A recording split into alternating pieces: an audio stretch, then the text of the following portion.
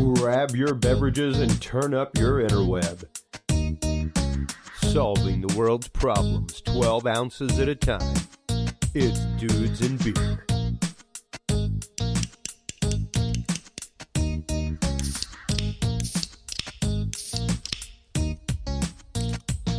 Well, hello everybody, and welcome to episode 327 of the Dudes and Beer podcast. What has become a guest update of a guest update. Like, tonight's show is going to be revelatory and amazing, folks. We have such an all-star lineup tonight. I had reached out to Dennis Stone about a week ago, dawning on me that, oh yeah, I spoke to Dennis Stone specifically about coming back on the show after the solstice. So I reached out to Dennis Stone, and I hadn't heard back from him, so of course I panicked and I reached out to somebody else.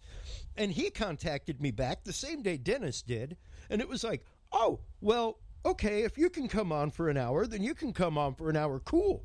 Then somebody else who'd been booking, mad shout-outs to Michelle Freed out there for snagging L.A. Marzulli as fast as she did for this show, because she was like, yeah, you know, we started talking about L.A. and his recent appearance on Coast to Coast AM, talking about his documentary, UFO Disclosure, The Coming Great Deception, and Luciferian Endgame.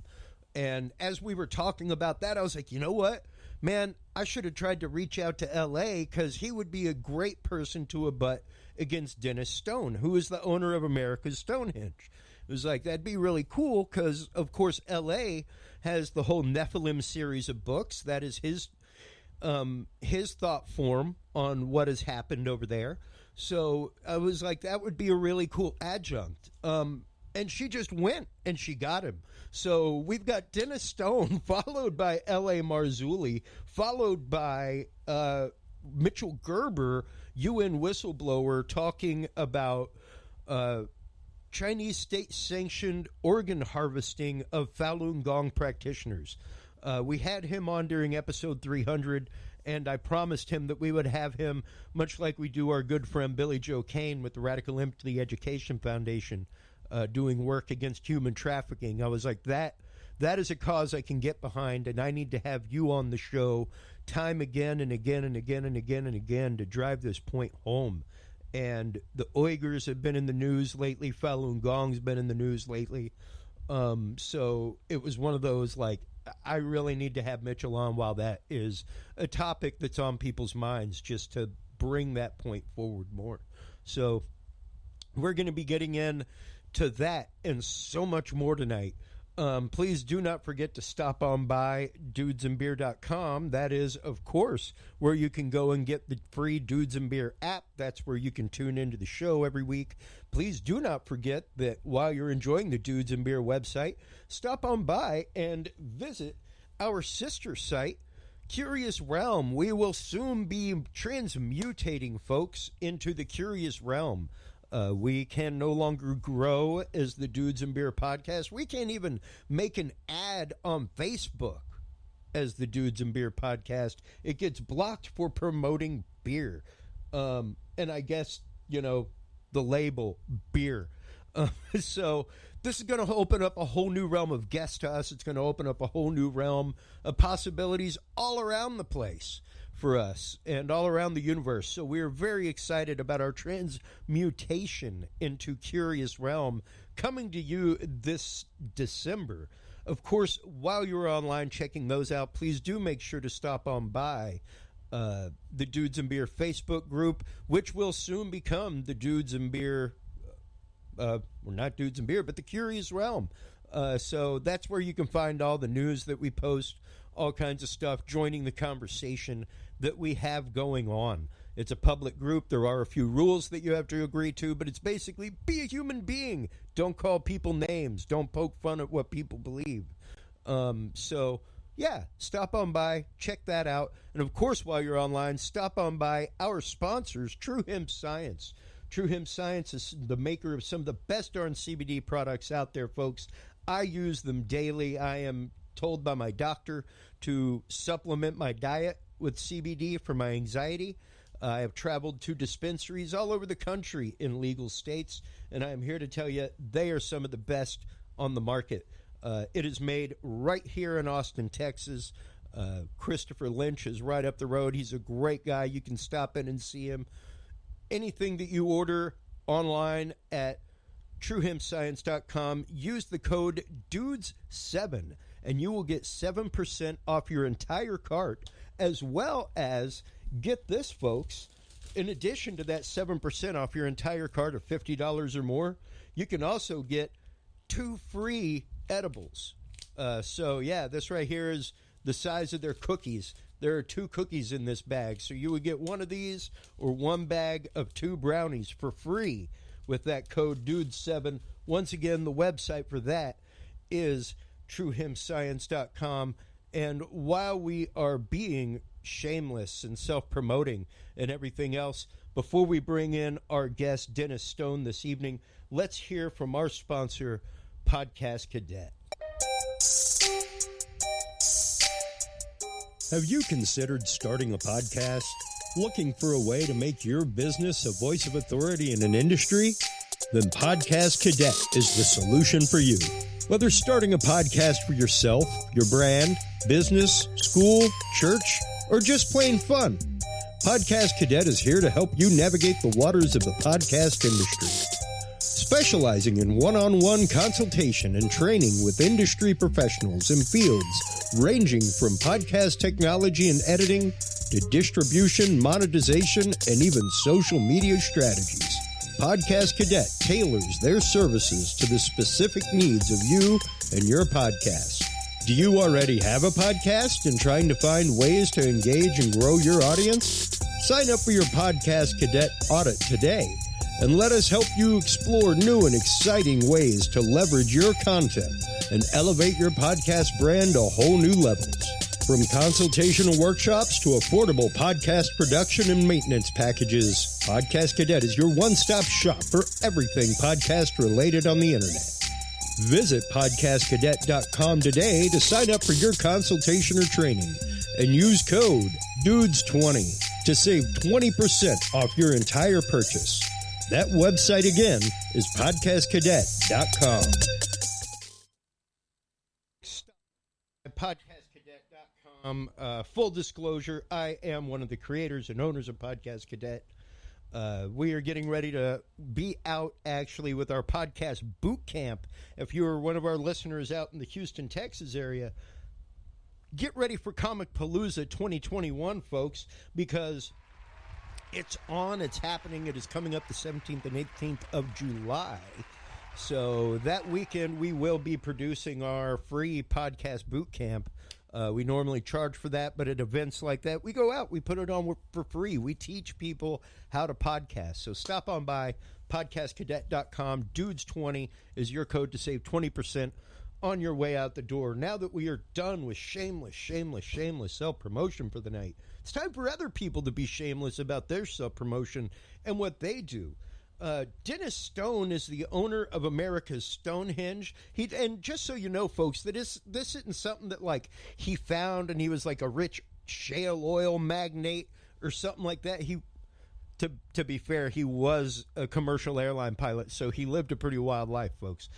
He's got some great stories, but Dennis Stone actively grew up on this property, so he has seen it go from really its discovery or rediscovery in modern times back in the 60s to now. And with Solstice having just happened, how did things go this year at the Solstice? Dennis, welcome to the show. Well, thank you for having me on. Nice to hear from you and be on your show again. Oh, man, thank you so much for coming on, especially on such short notice. Like I said, this whole amazing guest package just kind of rolled like a snowball wildly downhill in a Tom and Jerry cartoon and came together. Yeah, worked out great. Yeah, exactly. It worked out great. And LA's a friend of mine, so that worked out pretty good. Yeah. Well, as you said, we just had the solstice, the summer solstice, and on Sunday, on Dad's Day, and it was a beautiful day. And we had a nice turnout for the sunrise, and the sun came up. And in New England, you never can predict the weather. It changes pretty quickly. And sometimes you'll have a year where a lot of the astronomical events are just clouded in, But the last couple of years, we've been pretty lucky, We've been able to watch the summer solstice, winter solstice, and equinoxes. And this year was beautiful. And we actually had a turnout on Friday evening, a special showing, but that one clouded up.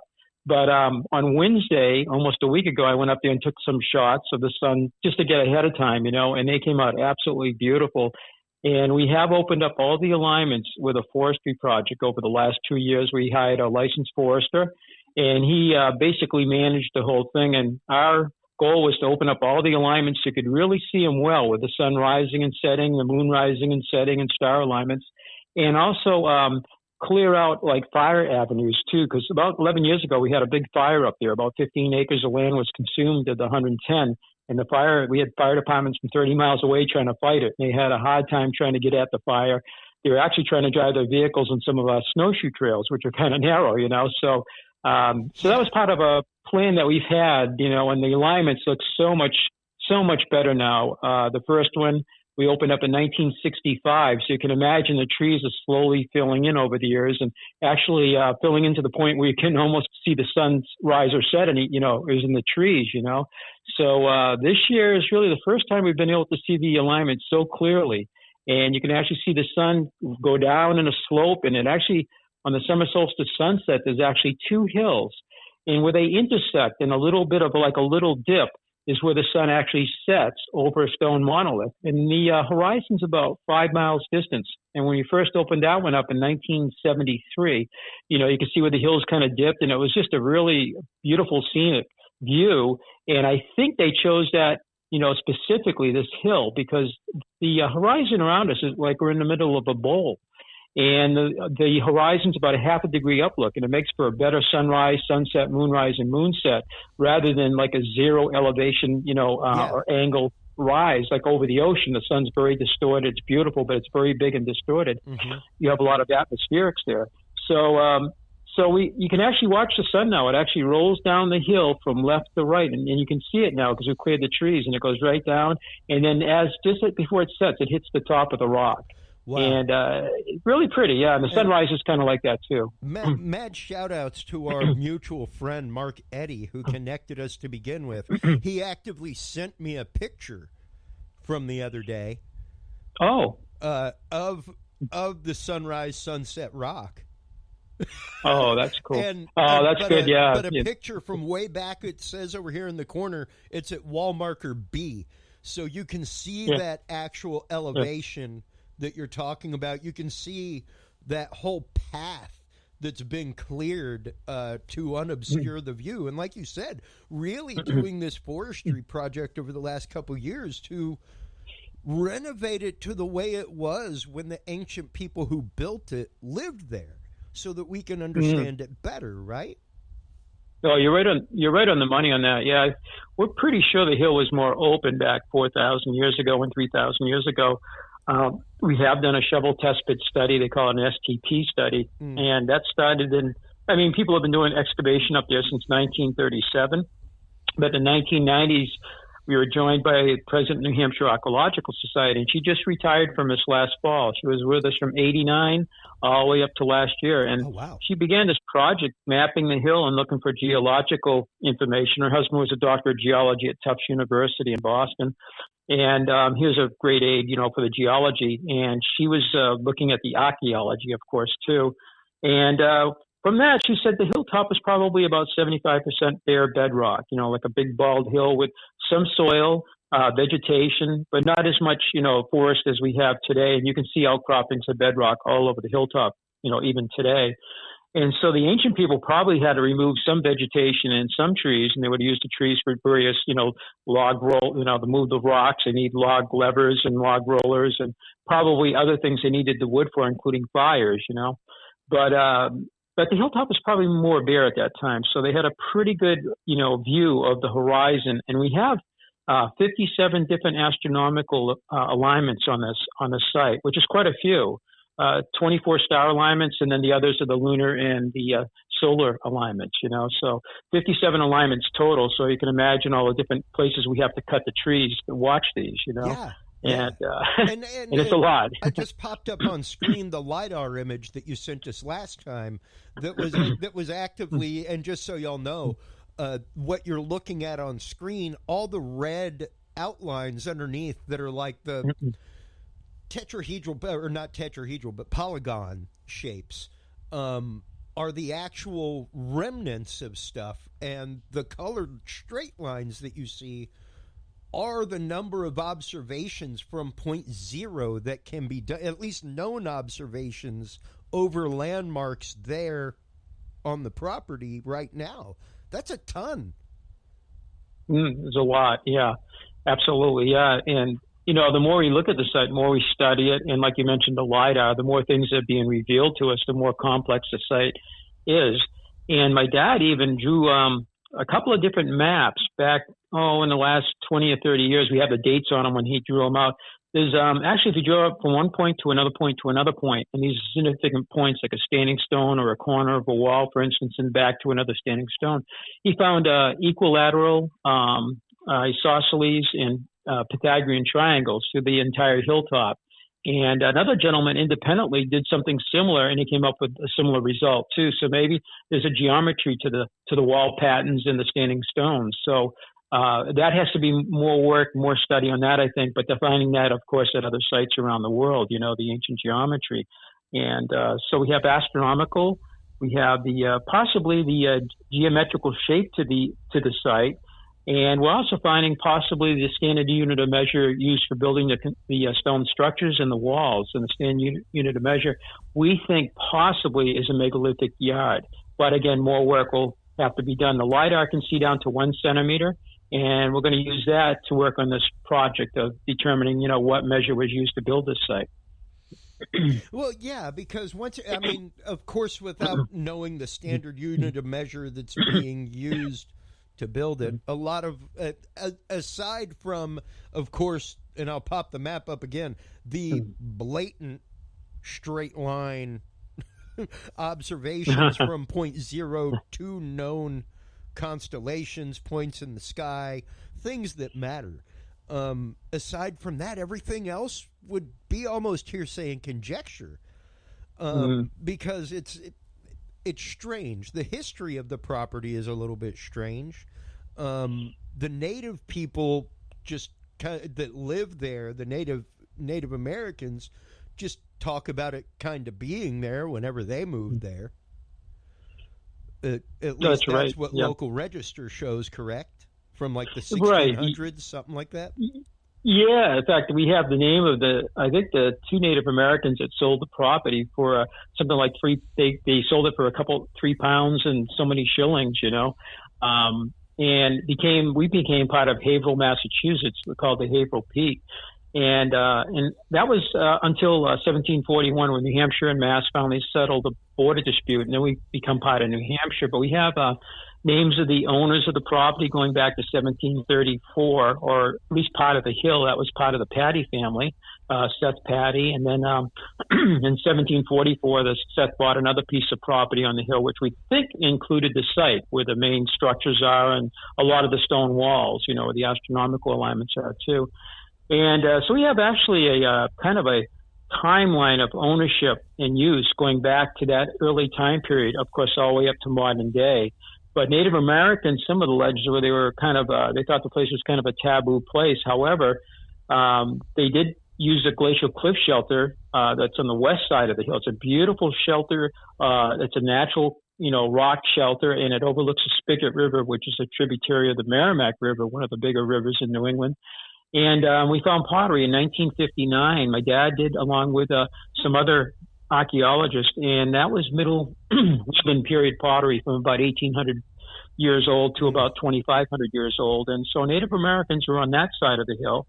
And Pat Hume, our archaeologist back in the 90s doing shovel test pit study, as I mentioned, she found a wigwam down near the visitor center, actually right next to the parking lot. It was a 30-foot diameter wigwam. She found all the post moles with the posts rotted in the soil, two fire pits. And the fire pits actually were carbon dated to 1,700 years old and about 2,000 years old. So that might have been a winter shelter, and they would have gone a half a mile to the glacial cliff shelter for the summer to stay cool, you know.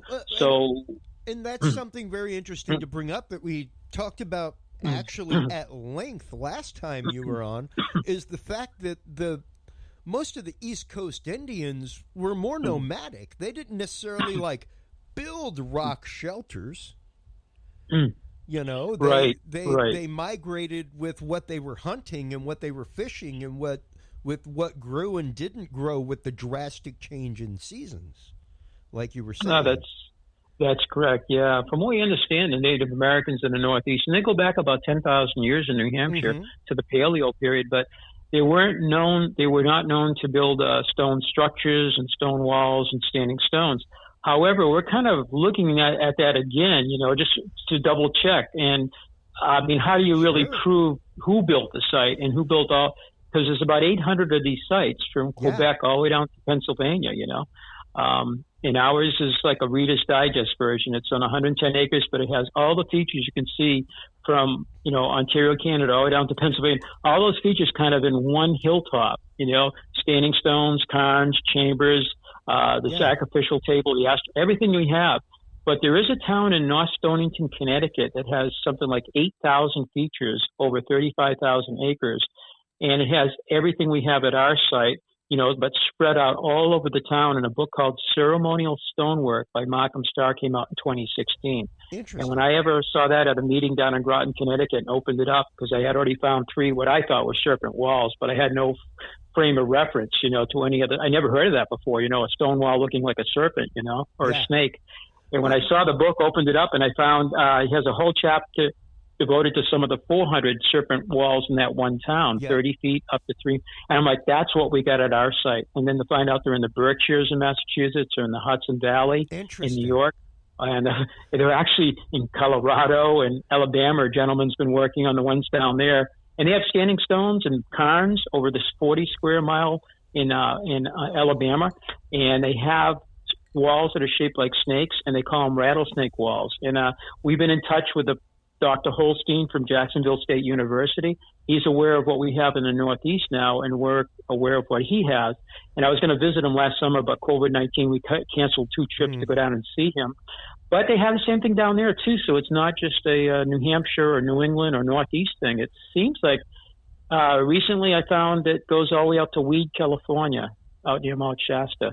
They have the serpent walls out there, too. You can see them because it's there's not much forest where these are. It's pretty open land, kind of like rangeland, but it's hilly. And there's the serpent walls sticking right out like a sore thumb, unlike the Northeast where the trees and the vegetation and brush conceal them so badly, you know. That's why we didn't see a lot of owls, because they were hiding in the woods, you know. Yeah, and I mean, even right now, I've got that LiDAR frozen up on screen because I had all the pictures that you sent me running through a slideshow, and you can clearly see right on the map where that serpentine wall is, where it's down on the bottom, and it just looks like a wave in the middle of everything. And it really interesting feature, like you said, not really commonly seen in a lot of places. So let me bring up the actual picture. There it is.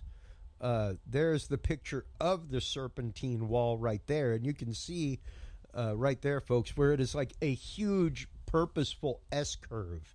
It's not like somebody trying to build a straight wall got a little bit out of line between 2 trees. Like, it's very deliberate. It is a deliberate S-curve. Yeah. In another thing, the S-shaped one, there is one like that I have a picture on my phone from Indiana, and it's called Mound State Park, and it was the White River. And the picture, again, was taken over 100 years ago, and it looks just like that, and it's in the river, though. I Google Earthed it about a month ago, that whole state park, and I went along the river on Google Earth, and I could not find it. So I don't know if the river was high and it's under the water, or whether it's been washed away. I might want to contact that state park and see if they know about it, you know. Because they have a lot of mounds in India. There's something like 5,000 ancient mounds. Not all of them are there today, because Ohio next door had the Great Serpent Mound and about 10,000 mounds. But the Great Serpent Mound might be something like our stone walls, Yeah. And it could be the constellation Draco, maybe which is the serpent or the dragon that inspired the ancient man. We don't know for sure. It's a suggestion, that Draco might have been the inspiration. Yeah. But some of the serpent walls are straight or linear. Some are 90-degree head or 90-degree tail, so kind of rectilinear. And then some of them are shaped like that S, kind of a curvilinear. And some of them loop around. Like the biggest one we have, I think, is 2,550 feet. Starts at the Watch House, which is number 2 on the map. It's the first thing you really see on your way up to the site on your normal tour. And we've been walking by that since 1958 when we opened, and people were walking before that, going back into the 30s when the first archaeologists worked on the site, and going way back in time, because the place was used by picnickers and by other people up there in the Patty family too. We've walked by there. We never really recognized we're looking at probably a serpent's head with a 2,550-foot body, and it comes around in a loop counterclockwise, and it does undulations up and down. And some of these undulations are the astronomical different kind of cross-quarter days, like November 1st, and actually the equinox sunset. But it comes right in front of its head. It does one more hump, and then does a 90-degree twisted tail. It looks like the head's biting the tail, possibly like the Ouroboros. Yep. And we have, I think, 3 Ouroboros. And I never knew about an Ouroboros until about 4.5 years ago. And that's, I guess, a symbol of eternity, I think, or infinity. Yeah. I think it's eternity, and it's a circle of life. And Egyptians, there's ancient Greek artwork. I think even Native Americans looked at that symbol too. But you can Google Ouroboros, and they found elsewhere too, in other places in the Northeast. So it's not just our site. Yeah, and of course, the Ouroboros is the quintessential image that you see everywhere, folks, of the serpent eating its own tail.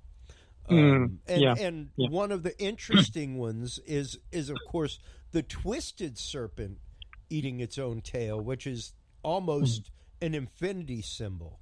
Whenever you start looking once again at that S-shaped wall that y'all have that seems so deliberate, it's really phenomenal to compare and contrast those two thought forms, and to think about that being a possibility. Right, and a lot of the serpent walls will have a flat stone that was, quarried off the bedrock, and the bedrock is foliated, so it does come up in flat layers, and that's what they use for roof slabs. They used it for the vertical wall slabs we call orthostats, the sacrificial table. We have a whole network of underground drains on the site. They engineered a complete system of underground drains, and the little capstones over the drains. Some of these drains run 75 feet, and you have little capstones. Those flat stones, too, came off the bedrock. But what they did is they took some of these flat stones and they stood them on the edge. And when they stood up vertically, they call them orthostats. And when you're looking at it on a serpent, almost all of our serpent walls, I think there's a couple exceptions, but they do have these vertical slabs. We call them spine stones, like a spine. I don't know, just another word, but they all seem to have that repeating pattern, in each. So it's not like the Patty family were 5 generations of shoemakers, and they did some domestic farming, but farmers' walls are pretty straight. I think you were talking about that. They're pretty straight, pretty linear, and they do have some exceptions. And they're made out of a lot of rounded type field stones. When New England has about 240,000 miles of stone walls built in the last, 250 years roughly. And before that, they were building a lot of wooden fences, But stone walls are everywhere in New England, and most of them are farmers' walls. But when you look at our walls, they turn, they twist, they bend. And then we have the serpentine walls that do all of that too. And then they'll have a triangular boulder head or a big glacial boulder. And it looks like a head, actually, And then behind it will be the undulation, And so North Stonington, Connecticut has everything that we have at our site, but they have about 400 of the serpent walls. Wow. And some of the serpent walls have beautiful linteled windows. These are like rectangular openings in the walls, sometimes near the bottom, sometimes a little bit higher up, but they have a beautiful linteled stone. And there's no purpose, no practical reason somebody would go and build that, for a farm or whatever back in the colonial or post-colonial period. But we have 14 serpents at our site, and we have found so far 14 windows. And my dad died in 2009, and he knew He didn't know anything about them, and he did spend quite a bit of time looking at the walls, but with the brush and the foliage and everything, and maybe not having your eyes open, and he tried to keep his eyes open for this stuff, but nobody recognized maybe some of these walls of serpents and that these windows actually exist. And we'd be one of them's right on the regular trail up to the site. It was right down near your feet on the left. And a few of our visitors probably saw them as they walked by since 1958, but nobody mentioned it, and that's one of the 14 windows. It's a beautiful window. They call them spirit holes. Over in England, they call them soul holes, I think. I got a friend in England, and she's pretty well known, and she sent me a picture of one of hers, and I said, yep, that looks like one of ours, too. And it was megalithic over there, nothing historic. It was very, very old. Sure. And they said, yeah, the spirits would flow through there, That was one of the thoughts, spirituality and that type of thing. And I paused our slideshow again on feature 19, one of the large chambers that you guys have. That, if I'm not mistaken, it actually faces the sunrise opening, correct? Yeah, I can't see the picture, unfortunately. I'm trying to think. All right. It's just it's one of the larger chambers that y'all have. Chamber 19. Yeah. 19. Okay. Yeah. Specific. Yeah. And I remember in our last episode, I raised the question if perhaps they were like archeoacoustic in some way, where perhaps you were supposed to be chanting in that area, and it would maybe project that sound out to the observers of the sunrise. Something like that. So exactly. And that might be the V hut. I don't have the map in front of me, but the V hut looks like Wedge Tombs of Ireland. Yeah. And our V hut, actually, the size and the shape of it's very similar to what my dad and I saw over in Ireland when we spent a week there back in the early 80s, around 83. Yeah. But the orientation of ours is facing the southwest, kind of looking towards the winter solstice sunset, kind of in that direction. Yeah. But the ones in Ireland, they all face southwest too. They all, it's like the same orientation, the same architecture, the same features. And then the east-west chamber right next to it runs true east and west. And that was about 30 feet long. And in France, in Ireland, and in Holland, they call them gallery graves, and they're used as tombs, like the Wedge tomb was probably. But it's the same. It looks like the same. When I show pictures of the ones over there, it looks like this chamber right here on your site, The orientation and the architecture looks the same. And it could be coincidental. I mean, archaeologists mainstream like to think everything's a coincidence, including, I think, our 57 alignments for the sun, moon, and stars, But I don't... that's a lot of coincidence, dude. When you're talking about almost an alignment a week, that once again, as we brought up last time, especially for a hunter-gatherer society, one that was not necessarily like cemented to where they live, and they traveled from place to place. If this was somewhere directly in between that range, that would just make sense for it to be kind of a home base for them to astrologically tell how many more weeks do we have before we move over to the other pasture and start looking for deer over there. Right, exactly. Especially whenever, and once again, when you look at all the points, there's almost one per week. It's crazy.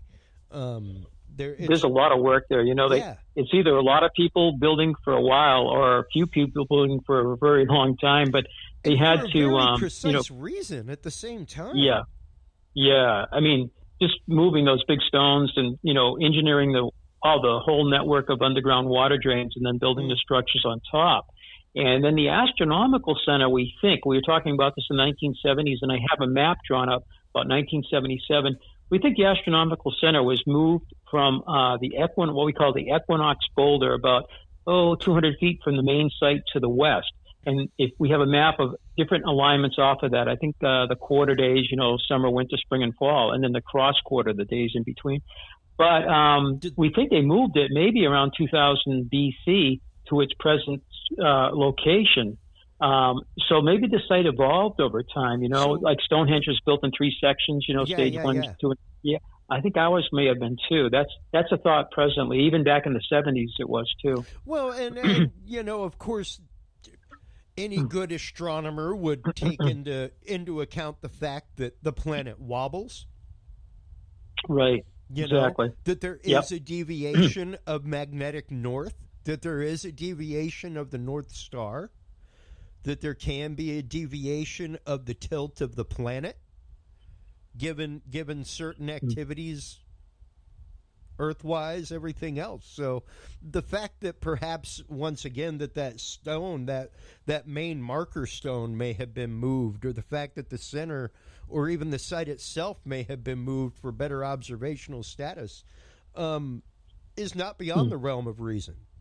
Knowing, like, good Lord, over the last couple years, it's been out all over the place that half the reason people's GPSs are off and everything else is that the North Pole is moving at almost like 1/8 of a mile a day.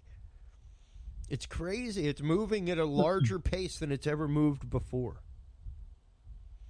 That's a great point, because that's what we were doing. We started actually surveying the site with a professional survey team in 1973, and in 1977 we sent 5 years worth of survey data to the Harvard-Smithsonian Center for Astrophysics in Cambridge, Massachusetts, and they put it in their computer, and the results came out in 1978 that if these stones out here were used for astronomical markers, they would work about 1800 BC, plus or minus about 250 years, and that agreed with a 1971 we had 12 carbon datings taken between 1967 and 1995. But the 1971 date on the main site and the structure called the Chamber in Ruins was a third carbon dating from that structure on a wall, next to a wall, or what we call the north wall of that structure. And that date was about 1800 BC also. So the Harvard-Smithsonian report said, it would work about 1800 BC plus or minus a couple hundred years due to the Earth's tilt.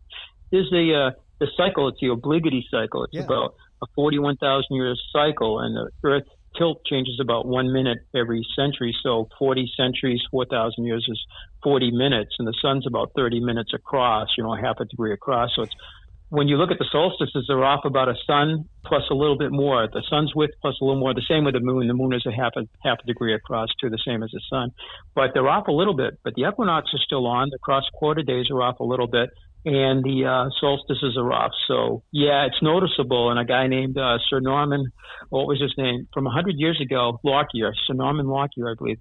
Some people consider him one of the fathers of archeoastronomy, along with Dr. Alexander Thom from Scotland. But Lockyer said, hey, some of these alignments are off here. They're not quite on the money. And if we could go back in time and determine, when they would align, we could actually date them using astronomy. Yeah. And so he was already on that 100 years ago, and that's what we use today, So that was a good point. That was a good point you brought up. Well, because of processional. Go ahead. I was trying to keep myself from smiling like crazy on camera, because, man, once your pilot brain takes over the math, it's like I could totally hear you in your head, like being able to calculate how many pounds of fuel you have left to safely make your flight, just like on the fly, because that's how fast the brain of a pilot moves with that kind of stuff. So it was just great to hear you run that mathematical delineation down. It was like, wow, man, that's some great stuff right there. We use the same. I think same brain cells go in there, but we love this kind of stuff, the astronomy. And I used to talk to my co-pilots as we're flying along, about these ancient sites. They all seem to really enjoy it too. The mystery of it, and some of the technologies from the past, and some of the modern things we're using to help date these sites, and then to map them with LiDAR and stuff. So they thought that was, they were kind of into it too. But so a lot of things went into that whole thing, in the 70s, and then more survey work was done later. And I was just talking to that same surveyor, Charlie Pearson. What a great guy. His dad was Beverly Pearson, and he was the president, I believe, of the New England Surveyors Association. I'm going back over 45 years. So he hired somebody very reputable, and Charlie has just retired not too long ago, and he sent me an email this year. So he's still around. He's still doing well. I told him about the serpent walls, and he was just totally amazed because when they go out and they just measure points and they put brass pins in like the monoliths where the alignments are, sure. They would measure corners of walls.